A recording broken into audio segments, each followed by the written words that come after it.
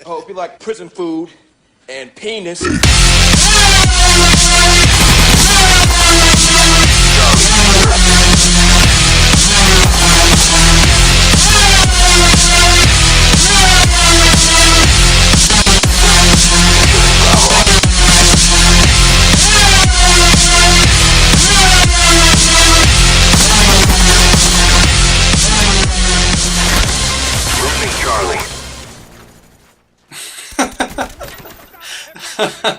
That that is literally my favorite line in that movie. The other guys. Oh god, and followed by Nero Doomsday, of course, because as we know, dubstep is infiltrating everything in the world.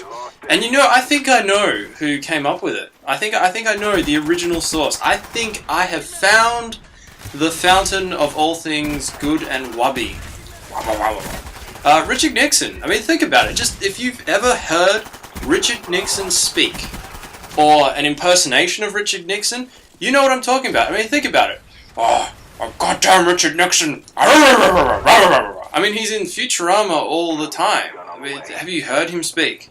He pretty much invented wubbing. The way he speaks in wubs. Richard Nixon.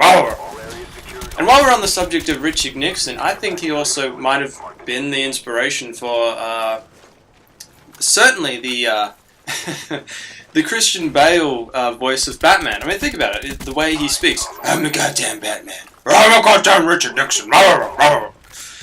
Yes, but enough of that. I mean, we will let everyone enjoy their dubstep and their Richard Nixon in their own time. Me personally, I initially hated it. I was like, what is this? You know, why are these collection of electronic sounds and irregular bass drops and rises and whatever the fuck they are? Why are they here? And why does it seem that only 13-year-old boys like this kind of music? So initially I hated it, but I must say, maybe just because I've had it force-fed down my throat, or more like force-blasted into my ears, I'm actually kind of warming up to it, and I can actually kind of see the appeal. It's just this new way to move your body when you're dancing. You know, you can do all this crazy shit with your hands. I mean, my PPR colleague Flowers by Irene, he loves his dubstep. You know, he loves it. I asked him if he prefers who his favorite artist was, and he said Nero. So I thought, oh well, I better do some homework and listen up a little bit. So yeah, I'm not very knowledgeable on who does what with what kind of music in dubstep, but I think I've got the basics down pat. So don't you worry about that. This is kind of interesting for me because I am a little bit all over the place with my music. I don't really belong to one set genre. I don't really have a favorite artist or a favorite kind of music that I will religiously follow. You know, I don't. If a good band comes to town, I'm not the first in line buying tickets. I rationalize it to myself by saying, hey, you know, not only is music readily available on the internet for free, not that I download it illegally, of course, and actually those of you who know me personally would know that I like to use iTunes. Because it's good, and it's quick, and it's reliable, but whatever. I can't help it if my family members like to give me iTunes cards for my birthdays, so sue me. I'm not going to let them go to waste, I'll use them. Buy a couple hundred songs or whatever. But yeah, I'm not the first person in line to buy tickets to see a concert, to see a band, just because I rationalize it in my head by saying, oh, you know, I could just watch this for free. You know, I could listen to this for free any time of day or place on my iPhone. I just don't get it. The appeal of live music for me is wasted. And I'm sorry if you're somehow personally offended by it. I really am. Let's just say last year, for those of you who are familiar with Western Australia, particularly the town of Bunbury, last year I went with a bunch of friends down to a festival called Grooving the Moo. Now, the year before that, 2010, Flowers by Irene had said, hey, we should go. And I was just like, I gotta be honest, man, it sounds fucking gay. So I didn't go. This last time, however, I'm not going to lie, the reason I went is because my girlfriend at the time was like, hey, we should go. And I'm like, yeah, festivals, music, awesome, let's go. No, it'll be fun, So we go there with my friends, and I must have lost something in the translation about what a festival was. I thought it was you pay some money, you go in, you watch a few things, and then you go home. No.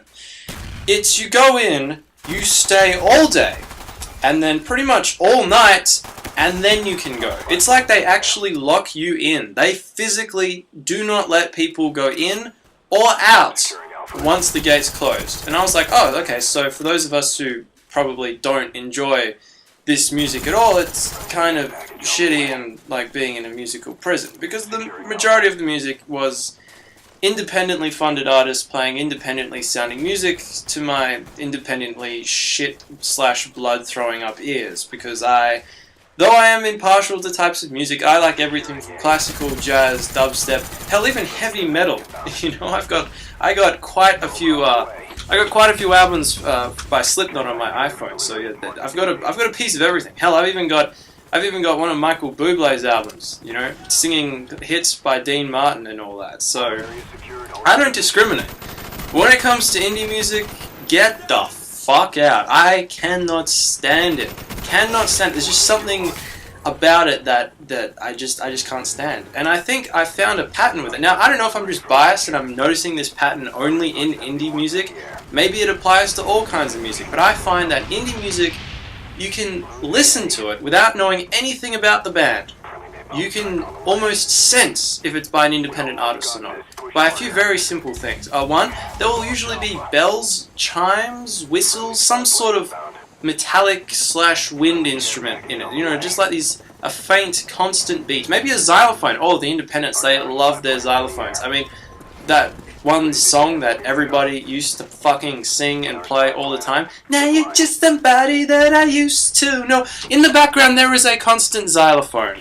And you just hear the xylophone, you know, yeah, independent song. Of course, that song, that band, whoever the fuck they are, that's the other thing as well. I try to go out of my way to not familiarize myself with these horrible bands. You know, I make sure I don't want to know anything about them. So basically, those are the kind of people I spent all day and night on my feet listening to, and at the end of the day, I was like, was it worth it? Was it worth coming to this thing just because my girlfriend was going? Hell fucking no! It was bullshit, it was horrible, and yeah, I'm gonna have a bit of a complaint now. It was dead set probably one of the most least enjoyable days of my life. Anyway guys, this has been Stealth Clown having a rant about music and musical topics. Hope you've enjoyed it, hope you have some sort of feedback, and I'll see you next time. It's a real thing, right? A death pub? Yeah. No, that's not real. They were so convincing in their argument.